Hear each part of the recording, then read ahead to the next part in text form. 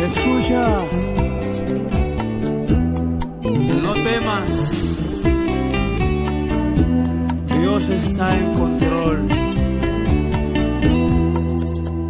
La tristeza no se extiende hasta 100 años. Con la prueba, la salida Dios dará. La alegría se esconde tras penas, como el sol tras las nubes al llover. Pero es leve esta tribulación. La mañana es oscura cuando el alba está a punto de brillar a todo dar. Cuán difícil entender el porqué de las cosas que permite Dios. Es mejor vivir en su voluntad. Ya la prueba se irá, como nube al pasar. Se disipa y el sol vuelve a brillar. Con su luz la alegría vendrá. La tristeza, historia de ayer, porque Dios todo tiene en control. Tu almohada es testigo de las lágrimas que derramas y no te dejan dormir. Te desvelas durante las noches y te sientes en soledad. Clama al Padre, Dios contigo siempre está. Ya la prueba se irá, como nube al pasar.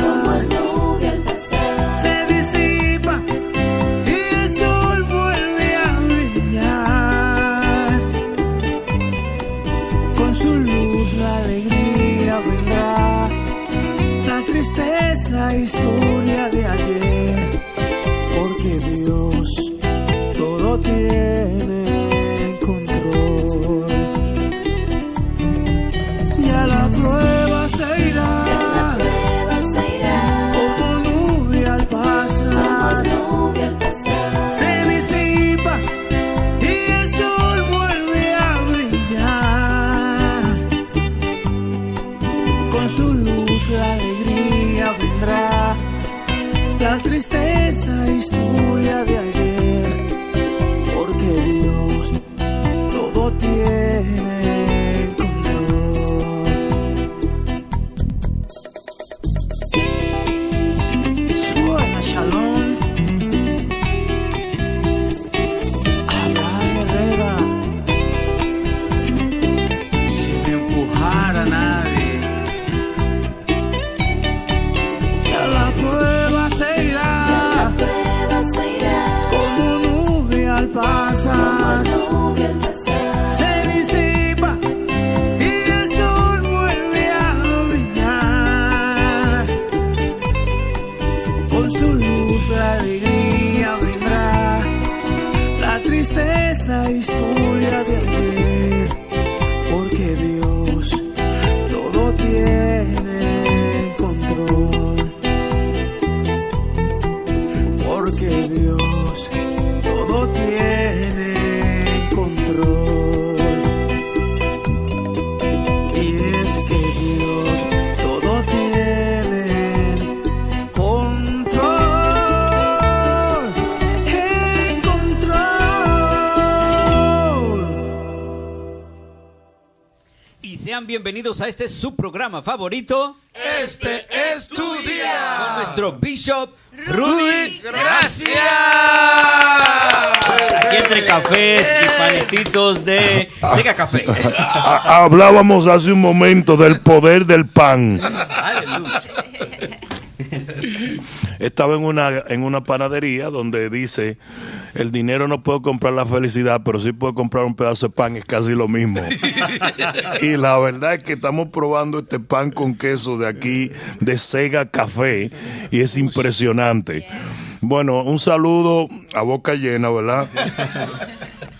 Les bendigo en el nombre de Jesús. Es siempre un gusto estar con ustedes los viernes cuando podemos, ¿verdad? Porque a veces estamos fuera, pero aquí estamos hoy felices de estar con ustedes y dispuestos a ver y a compartir todas las perspectivas de la palabra de Dios con respecto a los temas actuales. Perfecto, damos la bienvenida a la audiencia. Les motivamos desde ya que vayan enviando sus preguntas porque nuestro Bishop está aquí listo para responder todas sus preguntas y todas sus inquietudes por complejas que sean, ¿verdad, Bishop? Así es. Así que por más envíelas, complejas que sean. vayan enviándolas para que desaten sabiduría en el programa de hoy. ¿Y qué les parece si ahora vamos con las actividades, los anuncios de la actualidad con nuestra Anjoli Gómez? Así es, y el primero es Maná, que es nuestro banco de alimentos supliendo a cientos de familias cada semana. Un aporte a la comunidad de segadores de vida los miércoles de 4 a 6 de la tarde.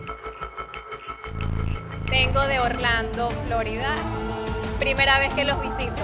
Puedo decir que me siento increíblemente. La presencia y la unción que se siente aquí en este lugar es maravillosa. Nunca de verdad lo había sentido. La verdad es que es demasiado importante que entendamos que la oración abre una dimensión de gloria sobre donde quiera que se haga la oración. La Biblia nos habla una y otra vez del poder de la oración, y creo que todo ministerio en este tiempo que base sus estrategias en la oración va a ser un ministerio de éxito. Y bueno, una de las más grandes pruebas fue este evento que tuvimos de esas 12 horas de adoración e intercesión. Aquello fue algo impresionante, algo que abrió la gloria de Dios sobre nuestro ministerio, y algo que trajo unos rompimientos que ya estamos sintiendo, ¿verdad que sí? O sea que ha sido muy... el poder de la oración es demasiado importante, debe ser la base principal de todo ministerio. Amén. Amén. Como el evento no era un evento de sanidad y milagros, sino más bien un evento de enfocarnos en Dios, aunque sabemos cuál es la repercusión de enfocarse en Dios. ¿Verdad? Como el evento no era un evento de sanidad y milagros, nosotros no estábamos realmente buscando testimonios hasta que los testimonios comenzaron a fluir de todos lados. Comenzó la gente a decir: en la tercera hora yo me sané, en la quinta hora el Señor tocó mi vida, recibí una llamada. Y ahora es cuando estamos recopilando lo que pasaron en esas 12 horas. Nosotros estábamos demasiado enfocados en Dios y no estábamos recogiendo testimonio. No se oró. Recibe ahora un milagro. No. No, Fue algo impresionante lo que está pasando. Nos están persiguiendo a nosotros para contarnos testimonios. Bueno, testimonios como este nos llegaron porque la persona ni siquiera vino al evento, sino que estaba viendo el evento en su iPad y dice: recibí sanidad. Y así está sucediendo ahora. Y ahora es cuando nos estamos dando cuenta de la increíble cantidad de testimonios que acontecieron en esas 12 horas. Sí, en la reunión del staff estuvimos esta semana. Tú escuchaste con una hermana que vino, luego fue al médico, tenía que hacerse un procedimiento y el médico dijo: pero tú no tienes nada. Dios. Desapareció, le iba a hacer un procedimiento médico de operación y todo, y dice: no, pero tú estás sana, ¿qué pasó? Esas son de las cosas que están pasando. Gloria a Dios. Bueno, pues definitivamente, como dice el corito, cuando el pueblo del Señor alaba a Dios, suceden cosas maravillosas. Entonces, bueno, en tiempos de censura es Tú bueno. eres pentecostal, tú no puedes negarlo. Me sale. Si hubiera estado aquí la pastora María Isabel, arranca por ahí mismo a cantar eso, porque a ella le gusta hacer esas incursiones así. Me acuerdo de la romana de una vez, se enciende el fuego. Bueno, un evento que ocurrió y que nosotros, bueno, está ahí, está en nuestro canal de YouTube, así que le invitamos a que entre y a que lo vea y lo disfrute la música de todos estos ministros que nos visitaron. Y en tiempos de tantas censuras decía que es bueno mantenernos conectados, es bueno que se mantenga conectados a lo que nosotros estamos haciendo, al material que estamos subiendo cada día, y le invitamos entonces a que entre a nuestro canal de YouTube, se suscriba, comparte el contenido, comente y se haga miembro de nuestra red, porque cuando usted hace eso, a usted tal vez no le cuesta nada, pero para nosotros es de mucho valor. Porque el motor sugiere el contenido a más personas. Entonces usted simplemente por estar haciendo eso, usted está predicando el evangelio, porque está expandiendo la palabra de Dios y está llegando a otras personas. Además también puede meterse a nuestro canal para accesar a material exclusivos, donde hay un sinnúmero de material didáctico. El nuevo digamos, la nueva página que tenemos en YouTube, ¿verdad que sí? Exacto. Puede de material exclusivo. Si usted quiere, entre y busque ahí toda la información y aproveche y suscríbase. Bueno, ¿qué le parece si ahora pasamos a los comentarios que nos han llegado a través de YouTube precisamente? Hay muchos comentarios. Y que nos llaman bastante la atención desde diferentes lugares del mundo. Sí. Hay bastantes comentarios, pastor. Y hay un comentario de Carrillo. Bendiciones, saludos desde Arkansas. Lisa Martínez dice saludos desde desde Kansas City, son una bendición. Amén. Y Salen Cardoso, saludos desde Brasil. Richie Ricón dice saludos desde Portugal. De Portugal. Pero mira, Tan cerquita. Pedro Cipriano, bendiciones, pastor, Dios le bendiga, saludos desde Guatemala. Madeline Ferrer dice saludos desde Brasil, Dios los bendiga y os haga crecer grandemente para la gloria y honra de nuestro Señor Jesucristo. Amén. Y Martín Guidiz dice desde Córdoba, Argentina, dice saludos segadores, hay que atalayar al pueblo como lo hizo Isaías, porque lo que viene es peor que lo de Nabucodonosor y Babilonia. Dice, wow, me puso trabalengua. Virginia Rabadán dice saludos pastor Rudy desde Arizona, bendice mucho mi vida, sus programas. Amén. Amén. Gracias a esa audiencia por estar siempre activo. Es impresionante cómo hoy en día nosotros simplemente con poner un like o activar las notificaciones o simplemente hacer un comentario, literalmente forzamos al algoritmo de las redes a que tengan que exponer y compartir nuestro video más. Por eso es que no te puedes quedar tranquilo. Comenta, activa las notificaciones, comparte el testimonio, comparte el video. Es muy importante. Inclusive, también. Así es. Todo eso es interesante. Así es. Así se mueve. Los que no han descargado la aplicación, confiese ese pecado, hermano, y descarga. Porque ya es un pecado no tener, ¿verdad?, la aplicación de segadores de vida. Ahí hay material muy bueno, y también se mantiene enterado de toda la agenda que estamos llevando a cabo. Así es. Estamos hablando de la aplicación que está disponible en la Apple Store y también en, ¿cómo se llama la otra plataforma? En nuestro canal de YouTube y también en nuestra página segadores.com.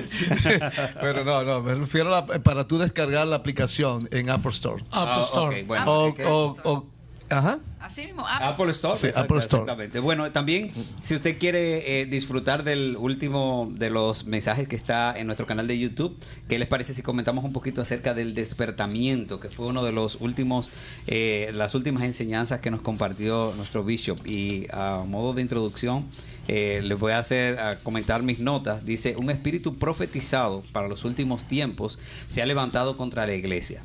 Es un espíritu que la mantiene adormecida, paralizando su función de ser luz y sal en tiempos finales. El Señor está buscando trompetas violentas, un pueblo que no se intimide ante los embates del enemigo para cumplir lo que Él nos está llamando a hacer, porque el tiempo es corto. Wow. Amén.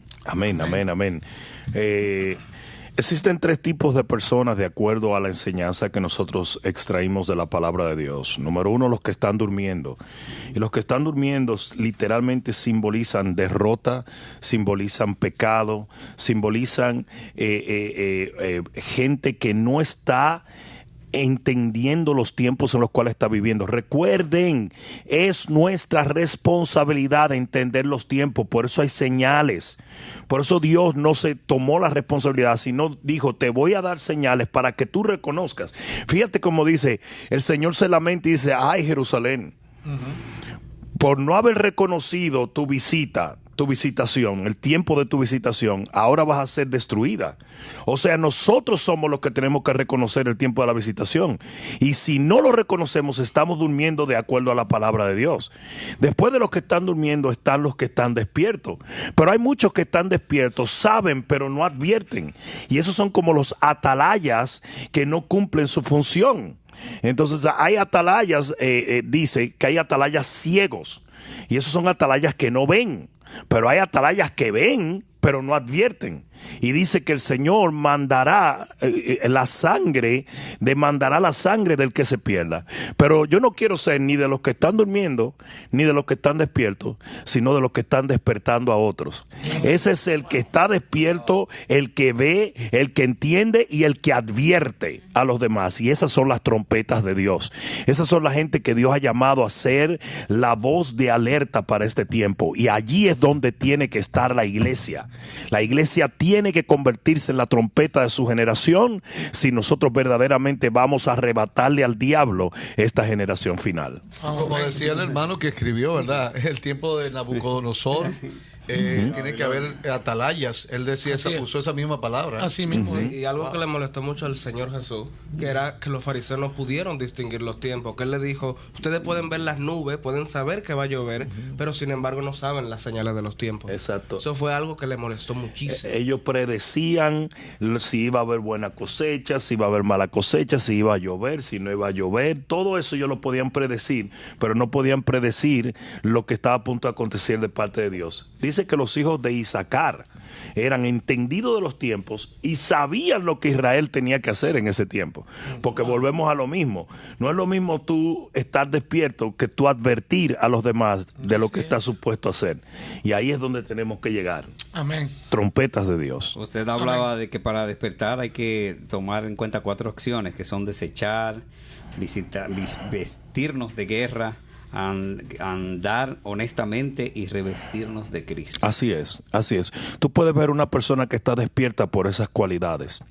Y esto es muy importante. Y creo que aunque tocamos muy levemente esa parte en el mensaje debido al tiempo, esa es la parte que más debe ser estudiada porque es la parte práctica que nosotros tenemos que implementar en nuestra vida para caminar despierto. Perfecto. Perfecto. Bueno, si usted quiere más de esta prédica, usted entre a nuestro canal de YouTube y disfrútela con un bolígrafo en la mano y con un cuaderno para que tome nota, porque hay mucho que aprender de aquí. Entonces, ¿qué le parece si ya, porque están llegando las preguntas a borbotones por aquí, la gente está activa en las redes sociales, y vamos a empezar con la primera pregunta. La primera pregunta, bueno, viene desde Colombia, me toca a mí. Dice, para el pastor Rudy Gracia, nosotros éramos parte de, éramos pastores, pero nuestros pastores principales nos quitaron el cargo. ¿Usted nos puede aconsejar para volver a retomar el pastorado, puesto que mi esposa y yo estamos trabajando en el mundo? A pesar que estamos orando, pero no ha sido posible. ¿Nos colabora, por favor? Claro que sí. Es muy importante que se determine, y eso no lo conozco, que se determine exactamente cuál fue la razón por la cual sus autoridades le quitaron el cargo. Tiene que haber presente una situación que ellos trataron y que vieron que demandaba una postura tan fuerte. Yo creo que lo primero, sea que permanezcas en ese ministerio o que el Señor te lleve a otro, es que tú arregles cuenta con tu autoridad. Algo ellos buscaron quitándote ese cargo, algún tipo de reprensión, algún tipo de castigo. Entonces no puedes simplemente irte y darlo por asentado. Ve y repórtate donde el hombre de Dios que te quitó el cargo y arregla las cosas, sea cual fuere.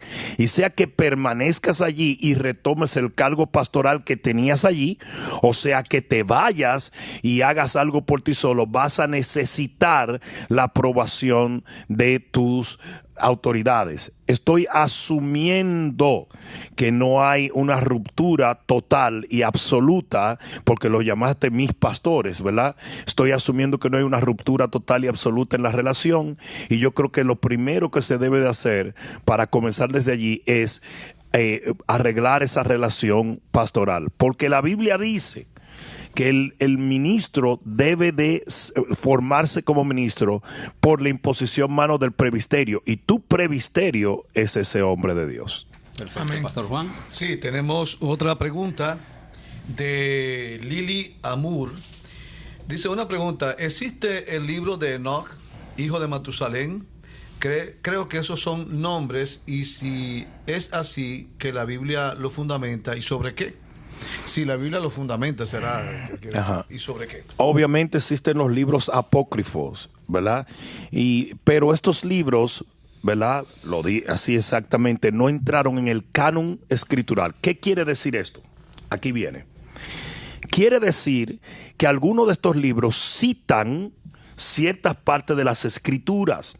Algunos de estos libros tienen cierto conocimiento escritural, pero no todo fue inspirado, y hay cierta mezcla, y por eso no entraron en el canon de la divinidad de las escrituras. Hay cierta mezcla de costumbres, de historia y hasta de mitología hasta cierto punto en los libros apócrifos, porque eran escritos por personas que estaban captando todo lo que estaba alrededor, pero no necesariamente inspirados por el Espíritu de Dios para escribirlo. ¿Contienen los libros apócrifos palabra de Dios? Absolutamente, pero no se pueden tomar como libros doctrinales. ¿Por qué? Porque también contienen muchas otras cosas que no van de acuerdo al canon de las escrituras. Entonces, cuando estás hablando de Enoch, estás hablando de que en algunos momentos se pudieran citar pedacitos de los libros apócrifos, pero en su gran mayoría tiene que tener la gente mucho cuidado, porque solamente un hombre de Dios diestro en todo lo que es la hermenéutica bíblica y en todo lo que es la palabra de Dios debe de usar esto. Es de extremo peligro, vuelvo y lo digo, que una persona que no tiene el conocimiento total de la palabra de Dios, que no tiene la destreza y la sabiduría para tratar con el plan eterno de Dios a través de todas las dispensaciones, utilice los libros apócrifos. Es muy peligroso. Sí, creo, y también correctamente, Bishop, has dicho, es muy delicado, por eso no se incluyeron. Imagínate, 70 rabinos judíos ya por el año 300, la Septuaginta, determinaron no incluirlo en los 39 libros del Antiguo Testamento. Quiere decir que, imagínate cómo una persona que pueda citarlo ahora mismo sin el contexto de ellos, ni el conocimiento, puede cometer muchísimos errores. Quizás desde el punto de vista histórico o cultural te pueden arrojar cierta luz, pero tú no puedes aplicar eso desde el punto de vista espiritual, porque entonces te va a enredar. Así es, y que algunos de ellos hasta citan ciertas escrituras. Entonces esa parte que ellos citan sí es escritural, pero proviene de los 66 libros de la Biblia. Entonces ahí es donde tenemos que tener mucho cuidado. Perfecto, Anjuli. La siguiente es de Karen Bernal y pregunta: quería preguntar, si Dios ha restaurado 2 veces un matrimonio, ¿cree que Él quiere restaurar una tercera vez? Absolutamente. El libro de Oseas nos habla de lo que es una restauración literalmente sin fin. O sea, ¿cuántas veces no pecó la esposa de Oseas y cuántas veces el Señor le prohíbe a Oseas, es una palabra un poco fuerte, pero es lo que pasó, pero lo induce a no dejar esto, sino a creer que hay una restauración? Entonces sí, el Señor puede restaurar a una pareja y pueden volver a caer, y el Señor puede volver a restaurar, porque la Biblia dice 7 veces cae el justo. ¿Verdad? Entonces, si no creyésemos en eso, entonces nosotros como esposa, como la iglesia o la eclesía, entonces nunca pudiéramos creer en la restauración, porque es que nosotros caemos constantemente y el Señor vuelve y nos levanta. Entonces sí puede ser restaurado. Ahora, la persona tiene que tener la sabiduría necesaria y estar completamente pegado a Dios para saber cuándo enough is enough. cuando lo suficiente ya llegó a rebosar la copa, ¿verdad? Porque también nos podemos pasar una vida entera esperando algo que quizás no llegue. Entonces hay que mantener un balance entre la creencia de la restauración y el saber cuál es la disposición de la pareja para ser restaurada. Porque, Bicho, si te dejó casi hospitalizada después de una golpiza y te pide perdón, tú sabes que mientras hay abuso y abuso físico, abuso psicológico, así es, económico y ese tipo de cosas, es tiempo de buscar consejería, porque esos son ya realmente indicios muy marcados. Exacto. Mientras lo que es el trato normal entre la pareja, ¿verdad? No hay ninguna institución, estoy hablando de institución, la iglesia es una institución, pero el matrimonio es otra institución. O sea, no hay nada, ninguna relación humana que pueda permanecer si no es por el perdón. Y la Biblia habla del perdón, como tú dijiste, 7 veces, no, hasta 70 veces. O sea, no hay forma de que un matrimonio pueda sobrevivir si no aprenden a perdonarse. Y esto es infinito. El judío es un hebraísmo. 70 veces 7 es como cuando tú le preguntas a un dominicano, ¿y cuánta gente había en el estadio? El dominicano, ¿qué dice? Ya. Un paquetón. Ni contemos. Exacto, ni se puede contar. O sea, el matrimonio está bajo esa base, y también la relación del hermano en la iglesia, y todo lo que podemos hacer, debemos desarrollar un carácter, ¿verdad?, de perdonar como Dios nos perdona a nosotros. Pero usando exactamente el ejemplo que usaste, y por eso siempre pongo al final de algo así ese tope, en situaciones ya de abuso, no permitas que te maten, ¿verdad? No permitas que te maten. Tienes que llegar a un momento donde tú...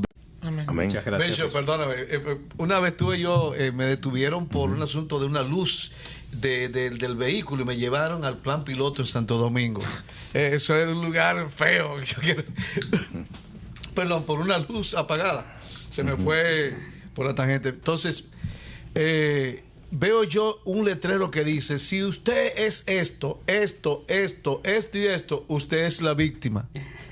Porque hay gentes que no saben en una situación que están viviendo si ellos son la víctima o el victimario. O sea, el diablo logra, y mucha gente con ese espíritu de manipulación que sucede en las relaciones, donde una gente es golpeada, maltratada, y luego tú te sientes culpable.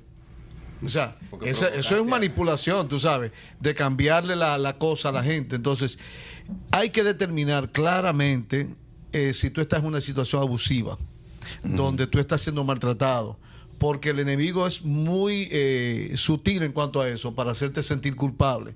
¿Por qué una persona que es maltratada y muchas veces mueren en manos del esposo, llegan a esos puntos? Porque le hacen ver que no, que yo voy a cambiar, que no, que fuiste tú quien tuviste la culpa. Si tú no me hubieras dicho eso, yo no te hubiera pegado. Entonces, tú te sientes, logras cambiar la torta, y el culpable eres tú y quien te lo merecía. Entonces, son cosas muy, muy terribles. Determinar que tú eres la víctima, que estás pasando situaciones de abuso, es el primer paso para salir. Como decía, huye por tu vida. Es tiempo de decir, por aquí es más derecho, ¿verdad? Sí. Muchas gracias, muchas gracias. Amén. Amén. Tenemos otra pregunta que viene de María García. Un gran saludo desde Perú, queridos hermanos. Bendiciones, Bishop Rudy. Quisiera hacerle una consulta. ¿Cómo vencer el estrés y cómo conocer mucho más sobre la guerra espiritual? Gracias. Y espero su respuesta. Sí, son dos preguntas interesantes. La primera, con el estrés, hay cosas físicas que podemos hacer, hay dinámicas físicas. Obviamente el estrés tiene que ver mucho con el ejercicio, el descanso, la alimentación, todas estas cosas, el estilo de vida, todo esto contribuye al estrés. El lugar donde trabajamos, nuestra filosofía de vida, todas esas cosas tienen que ver mucho. Pero vámonos a lo espiritual, obviamente, que es lo principal. Una de las maneras más importantes para vencer el estrés es la oración. Amén. La Biblia dice que cuando nosotros, y me llamó mucho la atención algo que leí en estos días, dice: la oración es el lugar donde las cargas se cambian de hombro. Y es muy importante que entendamos esto. La Biblia nos enseña que cuando nosotros oramos, nosotros liberamos esa carga y la ponemos en los hombros del Señor. Entonces es importantísimo que entendamos, si usted no está orando, si usted no está descansando en Dios, si usted no está buscando de Dios, el nivel de estrés va a ser exorbitante, porque el enemigo se va a ocupar de crear olas de estrés, sabiendo que los hombros de ustedes son muy débiles para llevar esas cargas. Por eso dice la Biblia, echando todas nuestras cargas sobre el Señor, porque Él tiene cuidado de nosotros. Confiar en Dios a través de la oración es literalmente una de las cosas que más estrés libera en los creyentes. Entonces yo recomiendo la oración, yo recomiendo la lectura de la palabra, yo recomiendo la devoción en general para poder aliviar nuestro estrés. Sobre todas las cosas, recomiendo un tipo de alimento espiritual que te ayude a liberar el estrés. No es lo mismo cuando usted esté en estrés, usted ponerse a oír predicadores hablando del 666 y la bestia, a usted escuchar fe y escuchar lo que es la paz de Dios, escuchar cierto tipo de alimento que lo va a ayudar a romper con el estrés. Para poner un ejemplo cotidiano, si usted está estresado, lo peor que usted puede beber es café, porque el café tiende a acelerarte. Usted se bebe un té de manzanilla y le baja las revoluciones. Entonces lo mismo pasa en el espíritu.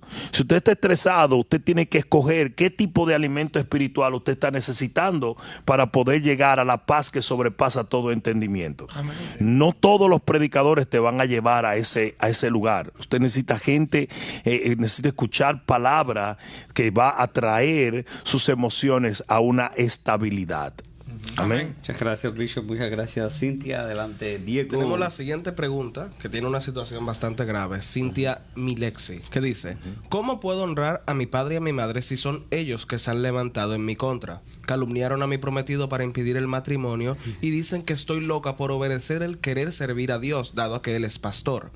Inventaron que me dejó en embarazo y que me quiere robar. Se unieron con mi expareja para que me pida la custodia de mi hija de 3 años, porque según ellos ella está en peligro conmigo. Los perdoné, sé que Dios me dará la victoria en cada situación que ellos provocaron, que su voluntad en mi vida se cumplirá, pero quiero apartarme de ellos porque no confío. ¿Cómo puedo hacerlo manteniendo el mandamiento de honrarlos? ¿O debería continuar con mi relación familiar como si nada hubiera pasado? Primero que todo, hay una gran diferencia entre el perdón y la restauración. A veces podemos llegar al perdón, pero no necesariamente llegar a la restauración en el momento en el cual estamos viviendo.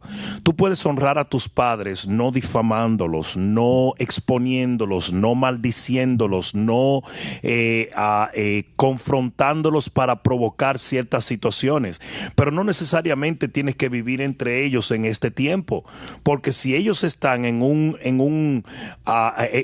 se nos olvide que la Biblia habla de padres buenos y padres malos.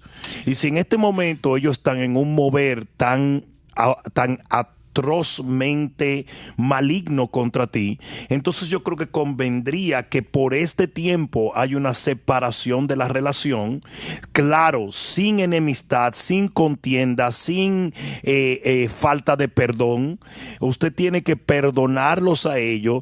No obstante, usted no puede estar bajo el control de personas que les están haciendo tanto daño, y que en este momento, aunque usted lo perdone, de todas maneras va a ser casi imposible llevar una relación ¿cómo se dice? Real, ¿verdad? Porque estamos hablando de que esto es una novela ahora mismo. Yo confío que lo que tú me estás compartiendo es exactamente como es, y si es exactamente como es, entonces esta es mi mejor respuesta para ti. Perdónalos, hónralos, no difamándolos y no confrontándolos y no haciendo malcriadezas, pero al mismo tiempo mantén tu distancia de ellos, orando que Dios traiga una total restauración a su relación. Amén. Muchas gracias. Me toca a mí ahora. Lisette Pluni hace una pregunta que usted ha respondido muchas veces, pero nunca está de más. Dice: saludos, si uno es miembro de una iglesia en comunión, ¿hay que diezmar? Absolutamente. Absolutamente. Absolutamente. El diezmo no es una sugerencia divina. El diezmo es un mandato divino. Y la Biblia dice que los discípulos son aquellos que obedecen los mandamientos del Señor. Nosotros tenemos que hacer una gran distinción entre lo que son sugerencias y lo que son mandatos. Cuando un policía te dice, dame tu licencia, el policía no te está sugiriendo, si te caigo bien, si quieres, si te sientes bien, dame tu licencia. Él está usando su autoridad otorgada por el hombre para demandar algo de parte de ti que usted tiene que obedecer o atenerse a las consecuencias. Y eso es el diezmo. El diezmo es algo que está bajo bendición y bajo maldición. ¿Por qué? Porque es un mandato. Si usted diezma, usted está bajo bendición. Si usted no diezma, usted está bajo maldición. Simple. ¿Por qué? Porque no es una sugerencia, es un mandato. Perfecto. Y la próxima pregunta es muy parecida, va por esa línea. Mira, aquí tengo a Soledad, Argentina. Dice, Bishop, si yo diezmo de mi sueldo, pero mi esposo no, entonces la bendición no llegaría al hogar. Sí, sí llega al hogar. Porque la Biblia dice, si tú estás unido a un no creyente, dice, no abandones de inmediato, porque tu presencia santifica el hogar entero. Amén. La realidad es que cuando usted está en la situación en la cual está, que su esposo no está como el sacerdote de la casa, entonces usted tiene la obligación de tomar las riendas espirituales, y eso se ve mucho, hasta que el hombre venga al conocimiento del Señor, tome la posición que tiene que tomar, entonces él puede ser la cabeza espiritual. Recuerden, la cabeza del hombre es Jesús. La cabeza del hombre es Jesús y el hombre es cabeza de la mujer. Si se rompe esa jerarquía, entonces ya el hombre no tiene la autoridad de ser la cabeza espiritual. Pero una vez ese hombre viene a los pies del Señor y comienza a servirle a Dios como sumo sacerdote en su hogar, entonces la mujer tiene que aprender a darle las riendas espirituales. Mientras eso llega, usted es responsable por la bendición que descienda sobre su familia. Y hay muchas mujeres que son cristianas y los esposos no son cristianos. Y de igual manera Dios bendice esa familia. Eso es lo que dice también Pablo, ¿verdad? En Corintios. Y hay muchas mujeres, ¿sabes qué? Que agarran del dinero del gasto, como dicen, sí, claro, y sacan los diezmos, claro, y las ofrendas. Y el marido no sabe cuál es la causa de la bendición. O sea, una mujer de Dios o un hombre de Dios en un hogar es una puerta abierta de bendición. Dice que aún los hijos no son bastardos. Y el esposo es, aunque sea un impío, ya no le diga borracho ni hijo del diablo, dile, usted es un santo. Porque la Biblia dice que aunque todavía él no es cristiano, es santificado en la mujer santificado, así es. Y muchas veces ese hombre, una de las cosas que Dios va a usar es que él un día se va a cuestionar por qué Dios nos bendice. Y un día Dios le va a decir, te bendigo por tu mujer. Amén. Porque así, eso pasa mucho. Muchas veces el Señor le reveló a ciertas personas que estaba siendo bendecido por la devoción de otro, ¿verdad? Tan así era que por las acciones de José hasta la cárcel era bendecida.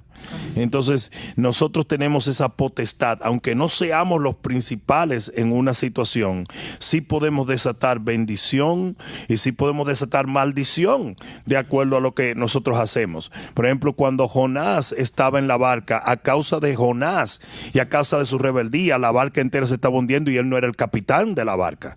Entonces nosotros tenemos que entender que nuestras acciones en un contexto desatan bendición o desatan maldición. Abrimos ventanas en los cielos o abrimos puertas del infierno. Muchas gracias, Bishop. Angeli Gómez tiene la próxima pregunta. Lili Hernández de Toluca, México. Bendiciones. ¿Cómo debo tratar a las personas que me hicieron daño si en ocasiones hay que convivir con ellos? Me refiero al papá de mi hijo y sus padres, que de vez en cuando lo vemos.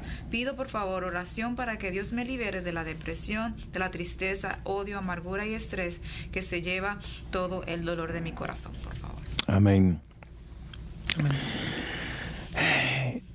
Los americanos tienen un dicho que dice, two wrongs won't make a right. Dos errores no igualan a una cosa correcta. Si tú eres maltratado, si tú eres rechazado, si tú eres perseguido, si tú eres condenado y haces lo mismo, entonces simplemente estás perpetuando algo peor. Pero si tú respondes de una manera diferente, dice que la respuesta blanda aplaca la ira. Tú le tienes que demostrar a esas personas que están procediendo impíamente que tú no eres una impía, que tú eres una mujer de Dios. Y tú tienes que reaccionar a su maltrato con buen trato, con amor, a veces hasta colocando la otra mejilla. Siempre protegiéndote para no permitir que el mal de ellos cale hondo en tu vida, porque muy probablemente esa depresión de la cual estás hablando tiene que ver mucho con esta situación en la cual estás viviendo. Por lo visto, esta ex familia está demasiado metida en tu vida actual. No obstante, usted tiene un arma mortal que es el amor y usted tiene otra arma mortal que es la oración. Úsela ambos, pero no permitas que su actitud errónea te permitan caer a ti en una situación de odio y rechazo, porque usted va a sembrar en ellos lo mejor para un día cosechar lo mejor. Yo te garantizo a ti que eventualmente Dios traerá una convicción en el corazón de todos ellos y le hará entender a ellos que ellos han estado pagando mal por bien, y eso nunca se queda impune delante de Dios. Vamos a creer en el nombre poderoso de Jesús, que mientras tú procedes como una mujer de Dios, ellos eventualmente van a ver la calidad de mujer de Dios que tú eres. Amén. Perfecto, gracias. La próxima pregunta. La José próxima Madrid. pregunta viene de Marta Sandoval. Lo único que no nos puso donde nos escribía, pero dice: bendiciones, Bishop. ¿Un profeta tiene que estar bajo la autoridad de un pastor? En cuanto al contexto de la iglesia, sí. En cuanto al contexto de la iglesia, sí. Ahora, existe una gran diferencia entre los que profetizan y un profeta. Es muy importante que entendamos esto. La Biblia dice que Pablo llegó a un lugar donde habían 7 hijas que profetizaban. Sin embargo, tuvo que venir el profeta Agabo y darle una profecía a Pablo donde habían 7 hijas que profetizaban. ¿Por qué? Porque un profeta es diferente a alguien que profetiza. Si tú eres una persona que profetizas y tú estás en el contexto de una iglesia, usted tiene obligatoriamente que estar bajo la tutela y bajo la mentoría y bajo el sometimiento de ese pastor, que es el príncipe de la casa. ¿Estamos claros? Entonces, ahora, si usted es un profeta fuera de una casa, usted es un profeta de esos profetas que Dios lleva a los lugares. Ahora mismo yo estaba con el profeta Ronnie Oliveira en Guatemala, por poner un ejemplo. Antes de anoche me visitó el profeta Pedro de Aranjuez, España. Estos son profetas, ya hombres que Dios ha llevado a tener su propia autoridad. Entonces ellos tienen, así como un pastor tiene más libertad de ejercer su propia autoridad, un profeta de oficio también la tiene. Pero mientras usted esté en una casa, por más talento que usted tenga y por más que Dios lo use, usted está bajo la tutela del hombre de Dios de esa casa. Entonces, que se entienda que hay una gran diferencia entre una persona que profetiza y un profeta. Por ejemplo, esto sucede mucho en las iglesias. La hermana fulana, que Dios la usa en profecía, pero no es una profeta necesariamente. A veces llega un hombre de Dios y le da con profetizarle al hombre de Dios. Usualmente eso no funciona así, porque usted está violando una ley jerárquica. ¿Puede Dios hacerlo? Sí, porque Dios es soberano. Dios puede usar un burro para profetizar. Pero el asunto es que usualmente Dios no hace eso, porque tú estás literalmente tomando a un hombre de cierto nivel de autoridad para que una persona que no tiene ese nivel de autoridad le dé una palabra. ¿Entiendes? Entonces, tiene que haber una diferencia y tiene que haber un entendimiento entre el que profetiza, o sea, el que es usado simplemente en un don profético, y el hombre que de oficio es un profeta. El ministerio. En el ministerio. Amén.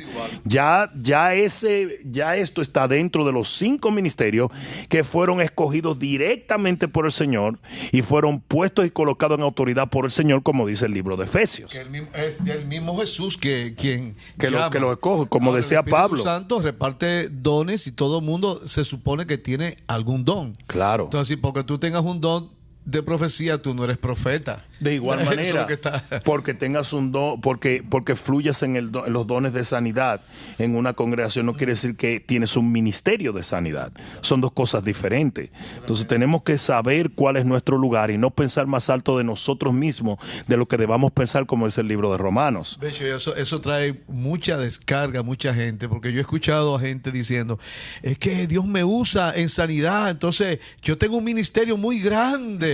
Digo yo, pero que la sanidad es el pan de los hijos. Todos nosotros debemos fluir en que si tú ves una persona enferma, tú le dices, permíteme hacer una oración por ti, porque tú no eres el que sana. Y porque Dios lo sane, tú no debes tomarte la gloria. Y estas señales seguirán a los que creen. Si usted tiene fe, todas esas señales le van a seguir, pero eso no quiere decir que usted tiene un ministerio. Sí. No quiere decir todo creyente debe echar fuera demonios. Todo creyente. Nosotros tenemos nuestros retiros éxodo, donde hay liberaciones. Yo no voy a los retiros éxodo, sino nuestros líderes y nuestros discípulos van a los retiros éxodo y ministran a la gente sanidad, y ministran liberación. Pero ninguno de ellos sale al otro día diciendo, voy a montar un ministerio, me voy a buscar en un shopping center un lugar y voy a montar un ministerio de sanidad. Porque es que son dos cosas totalmente diferentes. ¿Verdad? Es como yo una vez estuve en Nueva York en una cancha muy famosa de la calle, donde yo vi movimientos de básquetbol impresionante. Es famosa esa cancha, es una cancha donde van muchos tipos que saben jugar básquetbol. Sin embargo, ellos no están en la liga nacional de básquetbol, en el NBA. Y yo le pregunté a alguien, ¿cómo es que estos tipos no llegan al NBA? Y me dicen, no, ellos serán buenos, pero no son tan buenos como aquellos. Entonces lo que quiero decir es, hay que reconocer su posición. Hay que saber a qué nos llamó Dios, porque no todas las partes del cuerpo tienen la misma función y no todas llevan el mismo decoro ni la misma honra. Amén. Amén. Uno es de escaparate y otro es de la vida real. Sí, claro. Ser un ministro, ser un profeta y andar, ¿verdad?, bajo esa unción es un llamamiento nada más personal de Jesucristo. ¿Ven? Sí, absolutamente. Lo que está diciendo Pato, que un burro pudo ser usado para profetizar. Sí. Una vez yo le di una palabra a alguien que, o sea, me lo puso el Señor y yo tuve miedo de decirla, porque no es fácil venir y decirle, el Señor me dijo o me puso en un sueño y a la semana se le cumplió y acá me estaba de yo, no, eso no fue de parte mía, fue de parte de Dios, pero yo no soy profeta, le dije. Imagínate, pero ahí tú procediste exactamente como la Biblia lo determina. Tú usaste tu fe, te dejaste usar por Dios, Dios te va a seguir usando así. Pero imaginémonos por un momento que el profeta de Balaam hubiera abierto una escuela profética. Ay. Yo no, porque, bueno, ya yo profeticé una vez, pues entonces yo tengo que tener. Entonces se llama burro profecía. ¿Tú entiendes? Y eso es lo que pasa muchísimo con la gente. El que Dios haya utilizado. ¿Cuántas veces utilizó Dios a un burro para profetizar? Bueno. ¿Una sola vez? Una vez. Una sola vez. Entonces, lo más próximo fue la quijada que usó. Sí. Entonces, imaginémonos ahora este tipo enseñándole a otros burros a cómo profetizar. Esa no es la voluntad de Dios. El Señor lo hizo en un momento, pero no quiere decir que es algo que se debe de institucionalizar. Entonces, esa es la gran diferencia entre el profeta y el que profetiza. Becho, mira, la persona que ahorita habló del diezmo todavía dice, me quedó otra pregunta. Se llama Lisette Plummy. Dice, gracias por la respuesta. Me faltó otra pregunta. Dice, si no eres miembro de una iglesia, ¿dónde debes diezmar? Es que tienes que ser miembro de una iglesia. Eso, por ahí va. Es que el problema del diezmo se incrementa con el problema que acabas de exponer. Usted tiene que ser miembro de una iglesia obligatoriamente. Es importante que entendamos que la Biblia dice no dejando de congregarse. Esto tampoco es una sugerencia, es un mandato. Volvemos a lo mismo. Si el diezmo es un mandato, el congregarse también es un mandato. ¿Cómo Dios va a hacer un mandato de diezmar y va a decir que es opcional congregarse? ¿Dónde vas a diezmar? no tienes a dónde.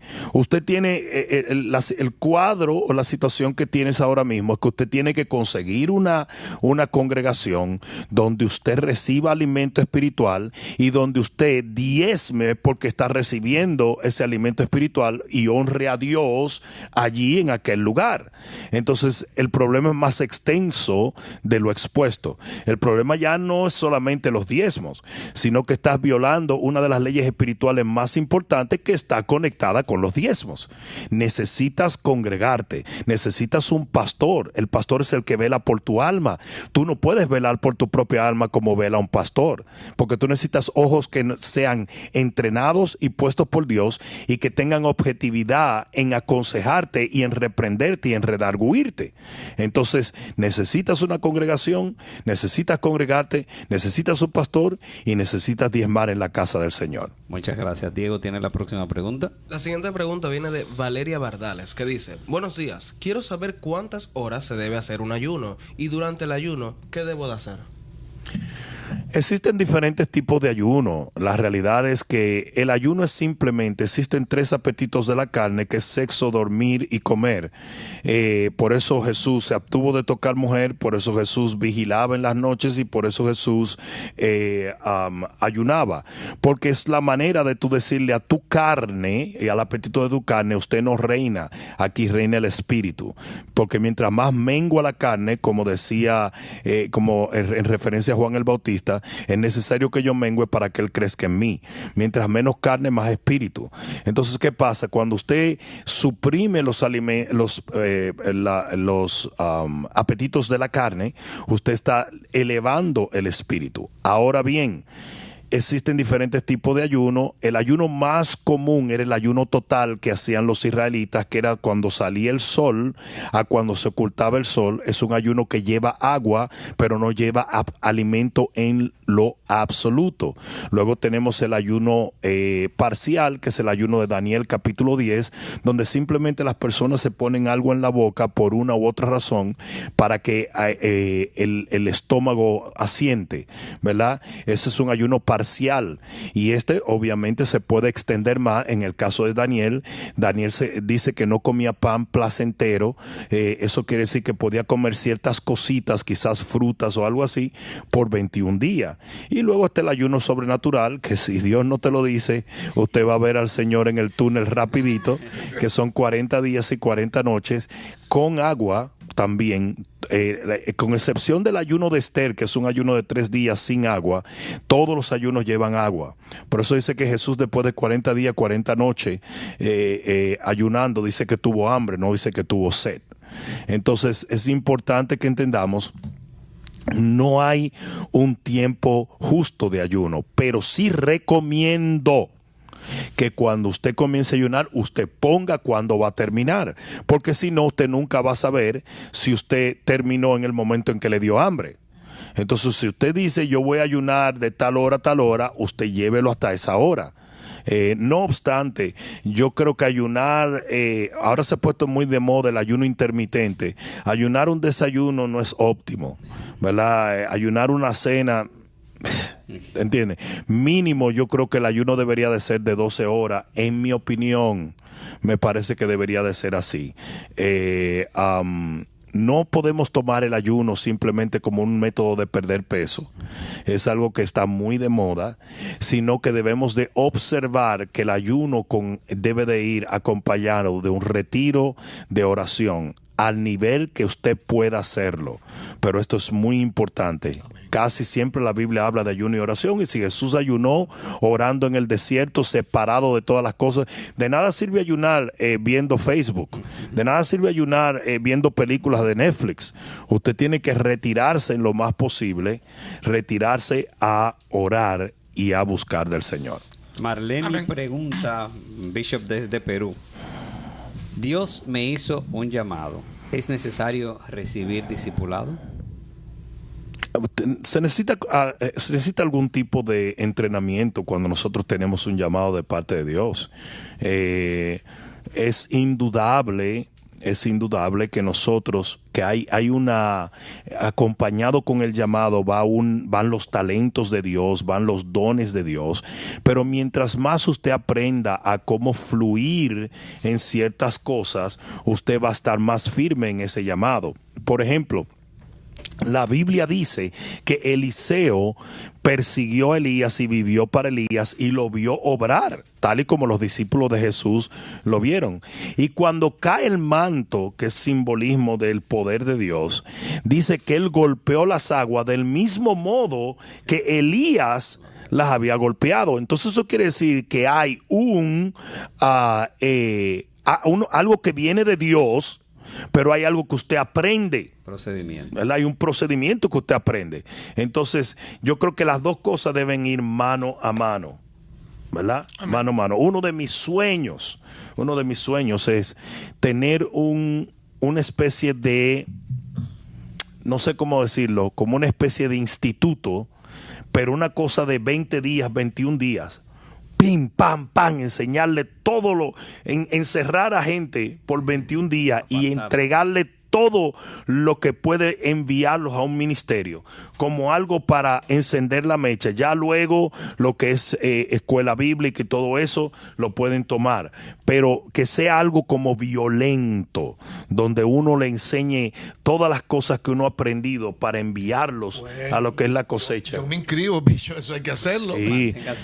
Muchos pastores jóvenes, dicho sea de paso, ¿verdad?, que están estudiando en el instituto, están en la clase teológica, quieren formar parte de esa mentoría contigo. Sí. O sea, no son pastores principales, nos hemos encontrado con esa situación de que al decirle, para formar parte de la red, tú tienes que ser pastor principal.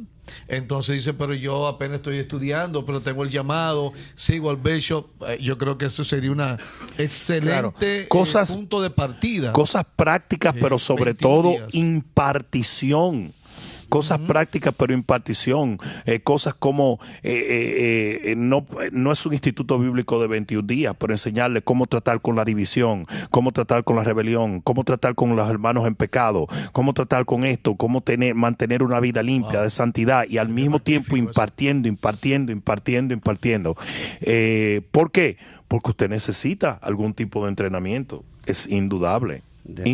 Definitivamente, Pastor Juan tiene la próxima pregunta. Sí. Que viene de... Y uno de los llamados generales, ¿verdad?, aparte de predicar la palabra, es hacer discípulos. Y si usted realmente ha sido llamado, usted va a terminar haciendo discípulos a otros.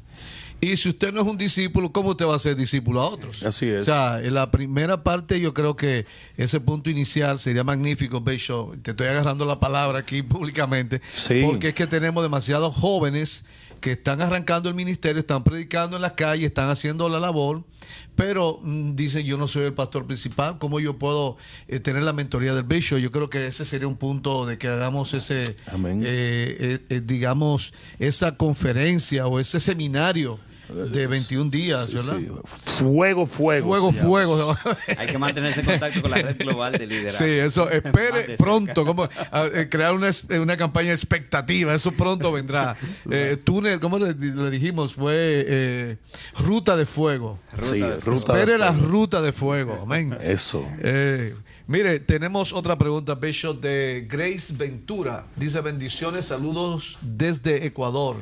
Mi pregunta es la siguiente. Hace 7 meses le entregué mi vida a Cristo. ¿Puedo bautizarme ya o es muy poco el tiempo y debo esperar? Usualmente todas las iglesias requieren para el bautismo un curso baptismal. Esto no es un requerimiento de acuerdo a la Biblia. La Biblia habla del eunuco, que dice que simplemente dijo, allí hay agua que impide que yo sea bautizado. No hay nada que te impida ser bautizado en el momento en que tú vienes a Cristo. Eso lo demuestra la Biblia con Felipe y el eunuco en el libro de los Hechos. No obstante, la razón por la cual los pastores tienen un curso baptismal es porque tú necesitas la conciencia de lo que estás haciendo. El bautismo no es una ceremonia religiosa. El bautismo es algo muy espiritual y muy poderoso, donde dice que tú eres sepultado con Cristo para nacer una vez más en el reino. Entonces, hacer el bautismo con conciencia. De ahí viene el problema de que mucha gente, después que se bautiza, quiere bautizarse otra vez, porque reconocen, yo nunca tuve la conciencia de lo que estaba haciendo. No que yo lo recomiendo, pero hay momentos donde yo le digo a la gente, si lo sientes, tienes que hacerlo. Entonces, no hay nada que te impida ser bautizado después de 7 meses de haber recibido al Señor. No obstante, en mi opinión, si tú eres parte de una iglesia, probablemente ellos te van a entrar en un programa de doctrina básica y es muy bueno que la tomes.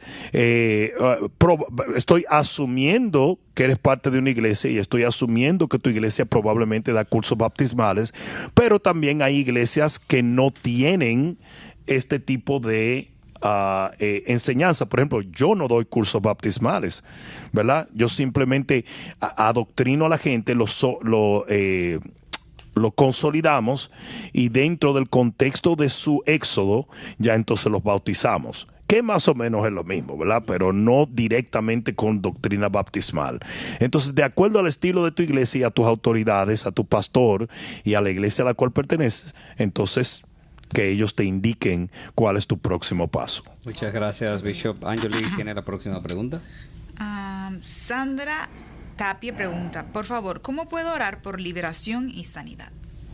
Por liberación y sanidad. Como se ora por todo. Orar es pedir a Dios. Lo que tienes que asegurarte es de tener la fe necesaria para alcanzar esa respuesta.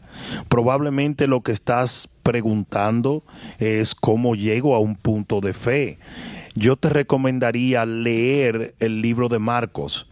El libro de Marcos es uno de los libros más interesantes en cuanto a los milagros de Jesús. Digo interesante porque Marcos siempre enfocaba ciertas cosas que los otros 3 evangelios no enfocaba, como por ejemplo Marcos es muy grande en la imposición de mano. Entonces, lee los milagros, satúrate de los milagros, escucha prédicas sobre milagros y comienza a clamar tu milagro, porque la fe viene por el oír y el oír la palabra de Dios. Muchas gracias. Diego tiene la próxima pregunta. La siguiente pregunta dice: Pastor Rudy, bendición, el Señor les sigue usando. ¿Por qué Dios permite las muertes violentas? Como por ejemplo una persona trabajando que le disparen y le quiten la vida. Lamentablemente nosotros vivimos en la tierra de los vivientes y una de las realidades más importantes después de la vida en la tierra de los vivientes es la muerte. Cómo esa muerte llega es algo que no es determinado muchas veces por nosotros. Lo importante que tenemos que entender es que nosotros los seres humanos tenemos lo que se llama el sentido de preservación. Esto lo pone Dios para que nosotros querramos vivir en esta esfera de la vida. No obstante, una vez, un segundo, un 0.1 milésima de segundo que salimos de este cuerpo, el sentido de preservación se pierde y por lo tanto la muerte no es tan extremadamente dramática. La muerte es un proceso normal. No sé si me están entendiendo. Es dramática para nosotros que estamos en este lado de la eternidad y bueno, y horrible para aquellos que parten sin el Señor. No obstante, si usted está en Cristo, entonces usted tiene que entender que morir atropellado por un vehículo o morir simplemente en una cama o morir, usted va a morir de todas maneras y que realmente la muerte no es algo tan dramático desde el punto de vista de la eternidad. Oh, amén, amén, amén. Tenemos otra pregunta de Laura Castellón de Márquez. Pastor, una persona conocedora del Evangelio y se quita la vida, ¿puede ir al cielo? La verdad es que yo no soy quien para juzgar algo así. Y existen escrituras que afirman una cosa u otra. La escritura principal es la que dice que si nosotros destruimos el templo del Espíritu Santo, Dios nos destruirá a nosotros. Pero eso puede tener otras interpretaciones. Y hay muchos scholars, muchos teólogos que le interpretan de una manera diferente. Yo creo que ningún ser humano debe darse la tarea de juzgar completamente a un individuo en el momento de su partida. Yo creo que eso solamente se le deja a Dios. Amén. Muchos de nosotros, como yo siempre digo, el ladrón, la gente que estaba al pie de la cruz, probablemente pensó que los dos ladrones se fueron al infierno sin saber. Hoy nosotros sabemos, pero esa persona no sabía que el ladrón que estaba en uno de los lados de Jesús se robó la salvación en el momento final, ¿verdad? Entonces, lo que quiero decir con eso es, está erróneo, está mal. Está literalmente el tomar la posición de Dios para decir fulano, sutano está en el infierno. Horriblemente mal. Nosotros tenemos que dejarle a Dios lo que es de Dios. Nosotros no sabemos cuál fue el último estado de esa persona en la muerte. Nosotros no sabemos si esa persona clamó a Dios en su momento final. Nosotros no sabemos qué llevó a esa persona a un momento tan difícil. Y yo creo que si Dios perdona muchas cosas, también Dios tiene la potestad de perdonar ciertos actos que llevaron a una persona a cometer algo tan horrible como es un suicidio. Pero yo no soy quien para determinar si a la partida de una persona, esa persona está en la presencia del Señor o está separado con él, de Él eternamente. Muchas gracias. La próxima pregunta es una pregunta anónima. Dice, ¿por qué Dios le permite cierta autoridad al diablo para atormentar a algunas personas, mientras la llenura del Espíritu Santo amerita una búsqueda intencional? Repítame esa pregunta otra vez. ¿Por qué Dios le permite cierta autoridad al diablo para atormentar a algunas personas, mientras el Espíritu Santo es algo que la gente tiene que buscar? Todo en esta tierra tiene que ser batallado, todo tiene que ser peleado. Todo, en lo absoluto. El Satanás es nuestro adversario, y un adversario es aquel que se opone. Y precisamente lo que el enemigo está oponiendo es que tú alcances lo que tú estás buscando. O sea que no podemos, la parte que yo quiero que tú remuevas de este asunto es a Dios. Remuévelo de la ecuación en este sentido, porque parecería como que Dios y el enemigo se están confraguando en contra de ti y te están poniendo lo bueno difícil y lo malo fácil, y así no funciona. Tú estás viviendo en una esfera donde el enemigo tiene mucho poder, claro, no más poder que tu Dios, pero sí tiene poder, y el enemigo te va a batallar. Tú eres su enemigo, tú eres su adversario, y él te va a batallar para que tú no consigas ni encuentres lo que lo puede poner a él bajo tu autoridad. Entonces esa pugna la vamos a tener hasta el último día. Este es un campo de batalla. Esto no es lamentablemente para los testigos de Rayovac, este no es el paraíso, jamás lo será, y estamos hablando de una batalla. No tenemos lucha contra carne y contra sangre, sino contra principados, potestades, gobernadores de las tinieblas, huestes celestiales de maldad en las regiones celestes. Esto es una batalla, y el enemigo se va a oponer, y Dios te va a dar la gracia para continuar y alcanzar las cosas que, aunque la oposición del enemigo trata de coartar y detener, tú la vas a alcanzar en el nombre de Jesús. Amén. Gracias. Amén. Bishop, tenemos otra pregunta de Lucy Rivera. Dice, una pregunta, Pastor Rudy. ¿Una persona es salvo solo a través del bautizo? He escuchado por muchos que solo es por el bautismo, según Marcos 16.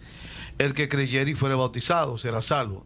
Y Romanos 10:9, que si confesares con tu boca que Jesús es el Señor, serás salvo. No. El bautismo no es un requerimiento para la salvación, pero sí es una ordenanza del Señor. Otra vez, discípulo es aquel que obedece, discípulo es aquel que es disciplinado en obedecer a Dios. Y si usted tiene la oportunidad de bautizarse, usted se tiene que bautizar, porque no es una sugerencia, es un mandato. No obstante, el ladrón de la cruz no se bautizó, y el Señor garantizó, si hay alguien que yo sé, porque ahora volviendo a lo que estábamos hablando hace un momento, si hay alguien que yo sé que está en la presencia del Señor, es ese, el ladrón de la cruz, porque el Señor lo dijo. Entonces, él no descendió de la cruz a bautizarse. Hay gente que no tiene la opción de bautizarse antes de partir. Entonces, si usted no tiene la opción, no es un requerimiento. Lo único que salva es la sangre del Cordero de Dios. Usted no puede añadir ni quitar al poder de la sangre. No es que la sangre plus esto es lo que salva, no es que la sangre menos, no. Lo único que salva es el poder de la sangre. Solo Jesús salva, nada más. La gracia obtenida mediante la fe en la redención de Cristo Jesús es lo único que nos salva. Ahora, detrás de esa redención está la obediencia a los preceptos y a los mandatos de Dios. ¿Por qué? Porque usted es una nueva criatura y las nuevas criaturas caminan de acuerdo a la ley de Dios. Entonces el bautismo es una ordenanza que debemos observar, ¿verdad? Pero no es un requerimiento para la salvación eterna. ¿Sabes, Bishop? Yo siempre, ¿verdad?, enfatizando lo del bautismo, porque es como es una ordenanza, como dices, realmente la mayoría de las reglas siempre tienen sus excepciones. Pero la excepción lo que confirma es la regla. Porque, ¿verdad?, el ladrón de la cruz es una excepción. Realmente la Biblia le da el carácter, el que creyere y fuere bautizado, ¿verdad? Sin embargo, como dices, o sea, una persona en el lecho de muerte, nosotros le predicamos a gente que están, precisamente yo he orado por gente sumido con un cáncer y lo último que llegan a hacer es apretarte la mano para decirte que sí creyeron. Si tú creíste, apriétame una vez, si no crees, 2 veces. Y sí, o sea, y esa persona después parten y mueren con el Señor. Y se van al cielo. Pero yo siempre le pongo la ilustración, y tú usaste el hecho de la vida y el camino, y es que una tortuga cuando nace en la tierra. Fíjate que va de un elemento a otro, o sea, la tierra y luego el mar. Y cuando ellas salen ¿verdad? El huevo eclosiona y ellas salen sin nunca haber ido al mar, directo al mar. O sea, no se meten más profundo en la tierra. Hay algo que las impulsa. O sea, si usted nació de nuevo, usted se va a bautizar. Claro. Y si no se puede bautizar, es sencillamente porque usted está desobedeciendo. Y esa no está en tu naturaleza. El que tiene la naturaleza sabe que tiene que cumplir esa ordenanza. O sea, si no se bautiza, se está revelando algún tipo, se está revelando algún tipo de rebelión. Sí, claro. Sí. Porque ¿por qué ir en contra de una ordenanza? Me encantó esa analogía. Me encantó. Nace en la tierra, pero va para el agua. No solamente eso, que si leemos el pasaje que ella puso, dice, el que creyere y fuere bautizado será salvo, pero leamos lo que sigue. Mas el que no creyere será condenado. Aquí no hace alusión ya al bautismo. Ya no hace alusión al bautismo. Está haciendo que el que creyere será salvo y será bautizado, pero el que no creyere ya es condenado. Oh, buenísimo. Buena aclaración. Angeli, ¿tienes la próxima pregunta? Bendiciones, Bishop. Soy el pastor Moisés Aguilera de México. El otro día no me quedó muy claro acerca de la separación del alma y el espíritu al morir una persona. ¿Puede explicármelo? Sí. Separación del alma y el espíritu. El hombre es tripartito. Fuimos creados de acuerdo a la imagen y semejanza de Dios. Dios es espíritu, alma y cuerpo. Es una trinidad. Pues todo en el universo es en 3. Hasta el huevo es yema, clara y cáscara, ¿verdad? Y el átomo, ¿verdad? Todo en la tierra está hecho en 3, tripartito. Pues así mismo el hombre está hecho tripartito. El hombre es espíritu, alma y cuerpo.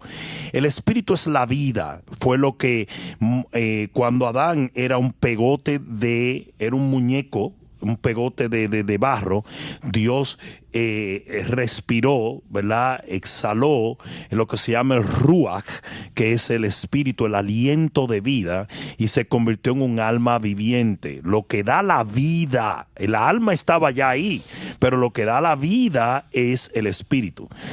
Ahora bien, el cuerpo, cuando muere una persona, el cuerpo va a la tierra porque del polvo vino, al polvo irá, pero el espíritu vuelve a Dios, que fue el que dio la vida, y Y el alma es lo que va a uno de los dos lugares en espera del desenlace final de todas las cosas, ¿verdad? O va a la presencia de Dios, que ahora sí podemos entrar a la presencia de Dios porque Jesús es el camino y el camino está abierto. Y si usted es de Cristo, usted va a la presencia de Dios. O va a un lugar que se llama The Out of Darkness, los lugares de las tinieblas, que es un lugar donde el gusano no muere. Jesús lo mencionó bastante. No es el lago de fuego porque todavía el lago de fuego no está preparado, sino un lugar de espera al juicio del trono blanco. Entonces, esa es la división de las tres partes del individuo en el momento de la muerte. Muy bien. La próxima pregunta. La próxima pregunta viene de la Clau Aponza, que dice: buenas tardes, y vuelvo a hacer esta pregunta, ¿verdad? ¿Qué significan los sueños donde uno está en una oración de liberación constantemente? Tengo estos sueños donde tengo que orar por una persona que solo conozco en los sueños y ya estoy muy cansada con estos sueños que se hacen muy repetitivos y me siento agotada con esto. Es obvio que tú estás... tu discernimiento espiritual te está llamando a la intercesión. O sea, en cuanto al sueño, lo único que me imagino y que puedo aportar es que debe ser que tu espíritu interpreta ciertas cosas, pero lo que tú estás teniendo es una batalla espiritual. Tú estás peleando una guerra, pues la Biblia dice que cuando el sueño, dice el libro de Job, cuando el sueño cae sobre el hombre, dice que el espíritu permanece velando. Y es por eso que a veces, cuando una persona está llamada a la intercesión y a la oración, esa persona casi siempre tiene muchas cosas recurriendo en la noche, porque a veces son los únicos momentos que no estamos distraídos durante el día. Entonces yo te voy a recomendar, y esto lo voy a hacer desde mi espíritu, que tú enfatices en lo que es guerra espiritual durante el día.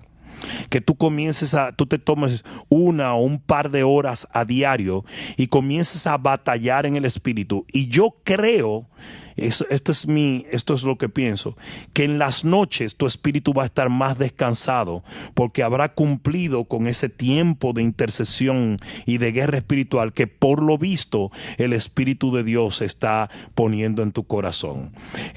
Yo no haría tanto énfasis en cuanto a una persona que tú ves en el sueño, ese tipo de cosas Dios la aclarará a su tiempo, pero mi recomendación para ti es que ores e intercedas durante el día para que tu espíritu pueda descansar en las noches. Oye bien lo que te digo, tienes un llamado de intercesión muy fuerte, eres una especie de guerrero o guerrera espiritual, no sé si es una dama. Creo que es una mujer. Sí, y creo que Dios te está llamando a algo más profundo dentro de la guerra espiritual. Perfecto, gracias. Amén. José Madrid tiene la próxima Sí, pregunta. Lenín Morales, pastor, pregunta: Dios le bendiga, pastor. ¿Qué se puede hacer para que la congregación tenga más amor por ella? Ya que cuando se le invita a hacer una actividad de ayuda a la iglesia, muy pocos van. Esto tiene que ser el pastor. El pastor es el que dirige la congregación, el pastor es el que fomenta el amor y la pasión hacia la obra. Mucho de esto tiene que ver con revelar a las personas la visión o el sentido por el cual esa congregación fue establecida. A veces la gente que llega a las congregaciones llegan por una invitación, pero nunca se convierten en parte en el ADN de esa congregación porque no se comparte la visión, no se comparte los testimonios de cómo comenzó todo. El pastor tiene que crear ese amor por esa obra. Eso le corresponde al pastor, no a los hermanos. A los hermanos simplemente llegaron, a mí me invitaron aquí y ahora es el pastor, es el trabajo del pastor que la gente cree una identidad, parte del ADN de esa visión divina. Si hasta que eso no se cree, la persona es un visitante y no parte de la familia. La persona no ha pasado de la puerta, ¿verdad? La persona tiene que convertirse en alguien parte de esa familia para verdaderamente pertenecer al ADN y entonces tener esa pasión que tiene la gente por lo suyo. Tiene que tener lo que se llama sense of ownership, sentido de... ¿Cómo se dice eso? Sense of ownership. De propiedad. Sentido de propiedad. Perfecto. Muchas gracias, Bishop. La próxima pregunta viene de Ara Saavedra. Le damos gracias a Ara Saavedra por siempre tener su participación activa en este programa. Dice, Bishop, desde que vine a Cristo no he podido encontrar una iglesia que se alinee con el caminar de segadores. Y a la que voy actualmente para cumplir con el poder diezmar y congregarme no me aviva, no me reprende. Sin querer entrar en chisme, tiene un tema muy religioso y no me siento como cuando lo escucha usted en línea. ¿Es correcto que siga buscando un lugar que me avive y me ayude a incrementar mi caminar con Dios? Absolutamente. No obstante, yo recomendaría mucho la oración. El Señor tiene el poder de llevarnos de la mano al lugar exacto. Y yo creo que es muy importante que nosotros hagamos esto en el Espíritu. Escoger, hoy en día la gente escoge las congregaciones por la iglesia de los niños, o porque es bonita, o porque la alabanza es muy bonita. Y todas esas cosas son maravillosas, pero no deben ser el criterio por el cual nosotros escojamos una congregación. Eso tiene que hacerse en el Espíritu. Ora y continúa buscando. Sobre todo, abre tus oídos a qué Dios te va a indicar, porque a veces va a pasar algo. Tú estás orando, cuando tú se lo pones en mano al Señor, de repente te llama un vecino y le dice, hey, vecina, disculpe, la quería invitar a una congregación a la cual yo pertenezco.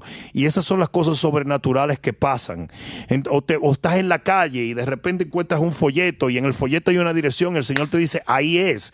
Entonces, haz esto en el Espíritu. Ora para que el Señor te lleve a ese lugar, y sí está bien que si no sientes que el lugar donde está es el lugar que Dios tiene para ti, continúes buscando. Sí está bien. Muchas gracias, Bishop. Pastor Juan Hernández tiene la próxima pregunta. Sí, Bishop, es de Bianca Lorena Ortega. Dice, pastor, una de mis hijas tuvo abuso sexual por parte del esposo de mi hermana y yo no lo supe hasta años después.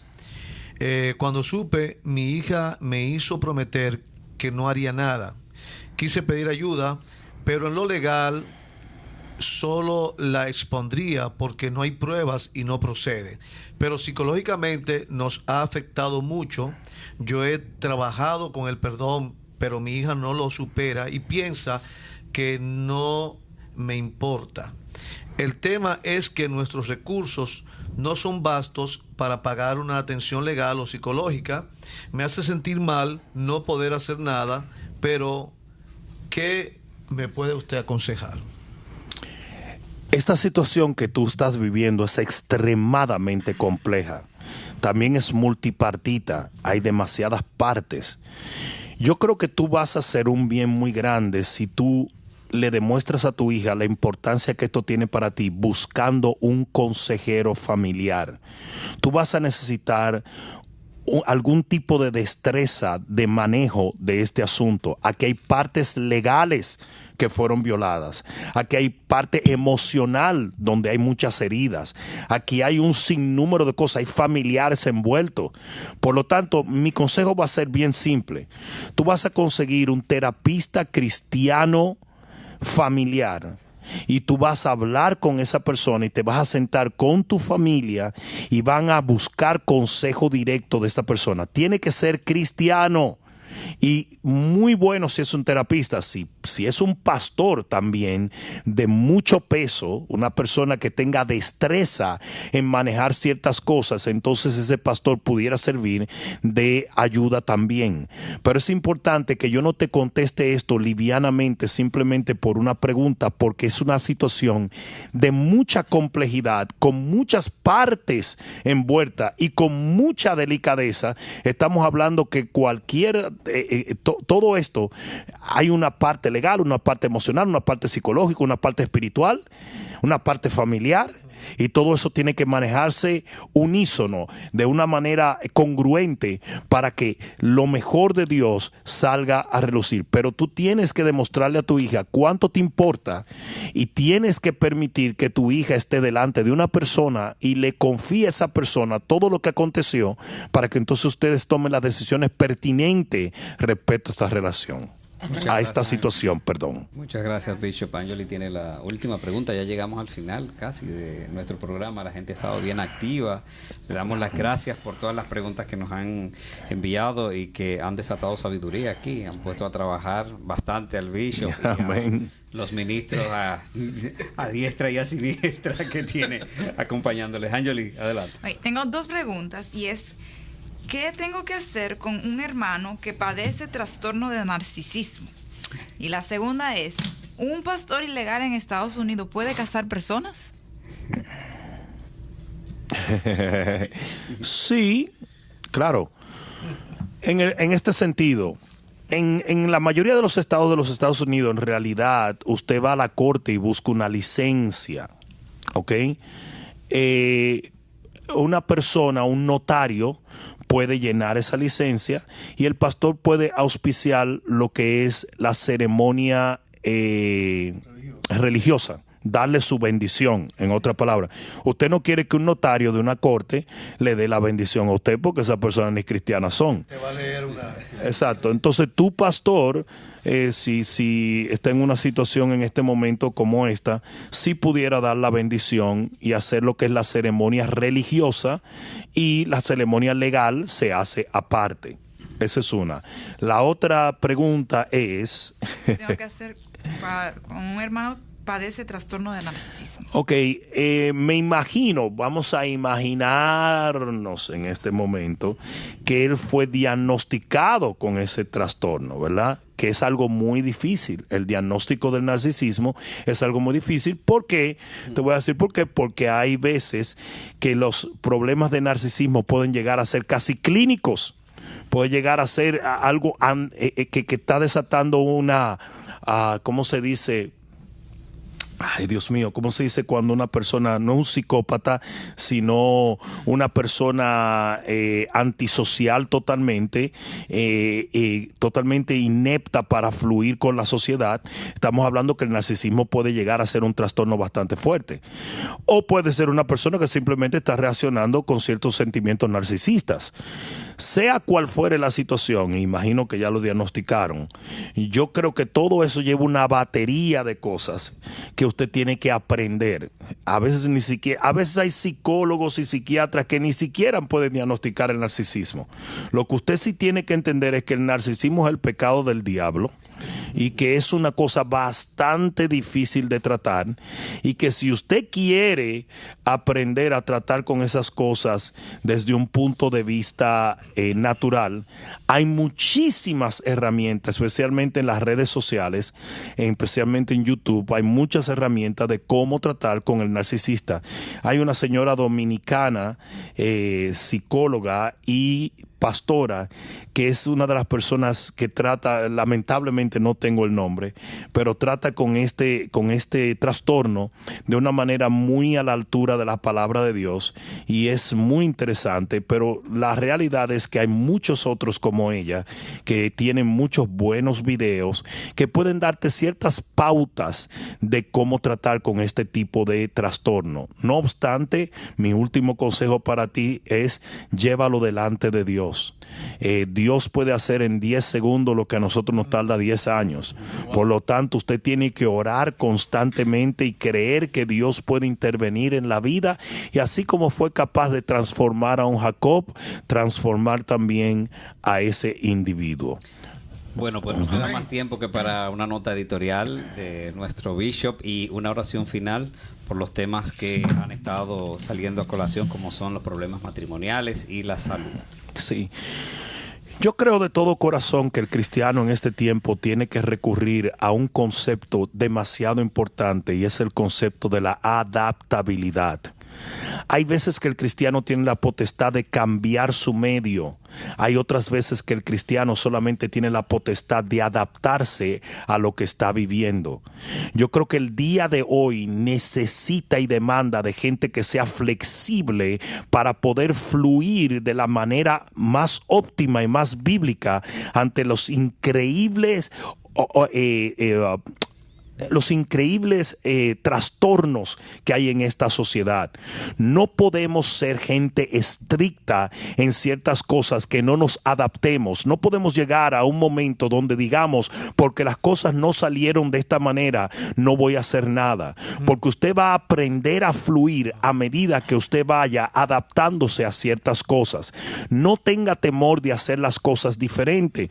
No tenga miedo de que las cosas no salgan de la manera que usted pensó que podría salir o de la manera que por años o décadas usted la está haciendo.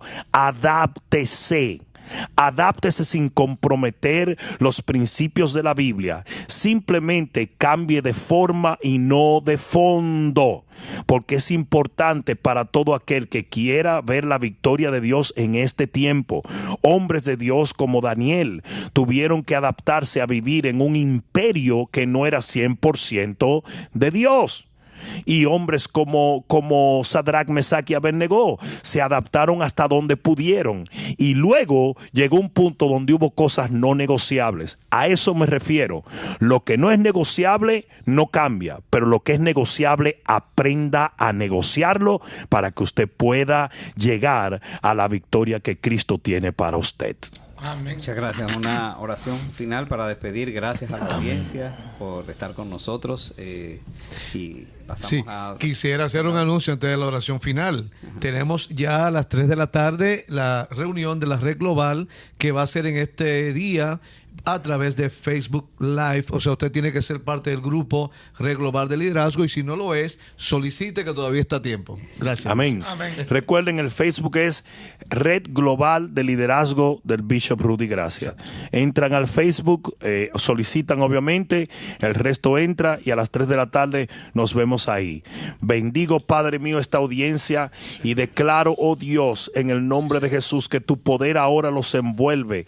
Padre, envío una palabra de sanidad y liberación a todo aquel que esté en necesidad de un toque de ti, y en el nombre que es sobre todo nombre, el nombre de Cristo Jesús, nuestro Señor y Rey, yo reprendo toda enfermedad y toda dolencia. Yo echo fuera todo espíritu inmundo. Yo comando y ordeno que cese todo ataque sobre ese hombre y esa mujer de Dios, y que en el nombre poderoso de Jesús tú obres milagros donde quiera que se escucha tu palabra a través del sonido de mi voz. Padre mío, yo decreto mediante la palabra de Dios que ellos son libres, provistos, sanos, restaurados en el nombre de Jesús, y que en este día se evidencia tu poder. Tu diestra se desnuda y arrebata a tu pueblo a un lugar de total sanidad y bendición. En el nombre poderoso de Jesús, desde ahora bendecimos todo pastor y ministro que se suma a la Red Global de Liderazgo en esta tarde, y que para tu gloria, oh Señor, este tiempo sea un tiempo de bendición para tu pueblo, en el nombre poderoso de Jesús. Amén, amén y amén. Pues no queda tiempo para más. Gracias por estar con nosotros en este su programa favorito. Este es tu día. Hasta la próxima.